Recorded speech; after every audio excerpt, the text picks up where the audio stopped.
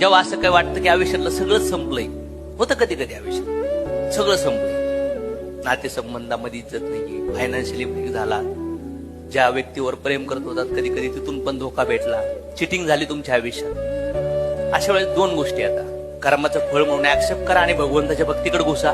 कारण की भगवंताने सगळेच मार्ग बाजूला काढले, दाखवलं की दुनिया आहे ना ही धोकेबाज आहे. दुसरं ऑप्शन आहे त्या गोष्टीला म्हणा यस थोडंच भेटलंय, कर्मामुळे भेटलंय, एक तर तो व्यक्ती माझ्या आयुष्यात असण्यामुळं आणखीन काही मोठा लॉस होणार होता म्हणून भगवंताने त्याला काढून घेतलंय, किंवा होऊ शकतं त्याच्या आयुष्यात माझ्यामुळे त्रास होणार होता म्हणून तो आयुष्यातून बाजूला जाऊ राहिलाय. ह्या जगामध्ये बाहेरचं कोणीच तुम्हाला समजू शकत नाही, तुम्ही तुम्हाला समजू शकले पाहिजेत. कुठला व्हिडिओ, कुठलं मोटिवेशन, कुठलं पुस्तक, कुठलं ट्रेनिंग तुम्हाला मोटिवेशन करण्यापेक्षा तुम्ही स्वतःचे मोटिवेटर व्हा. When loss everything what should do, restart and achieve.